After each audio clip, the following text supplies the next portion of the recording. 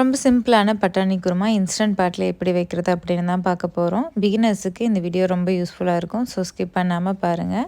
Instant பாட்டை சாட்டே mode on பண்ணிவிட்டு ஆயில் சூடானதும் கடுகு பொரிஞ்சதுக்கப்புறம் வெங்காயம், பச்சை மிளகாய், கருவேப்பிலை போட்டு நல்லா வதங்கினதுக்கப்புறம் இஞ்சி பூண்டு பேஸ்ட்டு சேர்த்துக்கோங்க. இஞ்சி பூண்டு பேஸ்ட்டோட பச்சை வாசனை போனதுக்கப்புறம் ஒரு 3 தக்காளியை நல்லா பேஸ்ட்டாக அரைச்சி சேர்த்துக்கோங்க.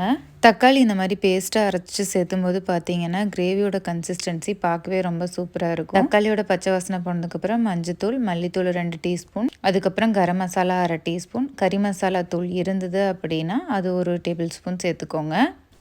இதெல்லாம் சேர்த்து பச்சை வாசனை போனதுக்கப்புறம் பட்டாணி சேர்த்து அது கூட தேங்காய், கேஷ்யூ நட், கசகசா இந்த 3ஐயும் சேர்த்து நல்லா பேஸ்ட்டாக அரைச்சி சேர்த்தி தேவையான அளவுக்கு தண்ணி ஊற்றி ப்ரெஷர் குக்கில் 7லேருந்து 10 மினிட்ஸ் வச்சு எடுத்தோம் அப்படின்னா சூப்பரான பட்டாணி குருமா ரெடி. இது பூரி, சப்பாத்திக்கு வச்சு சாப்பிட அட்டகாசமாக இருக்கும். ட்ரை பண்ணி பாருங்கள்.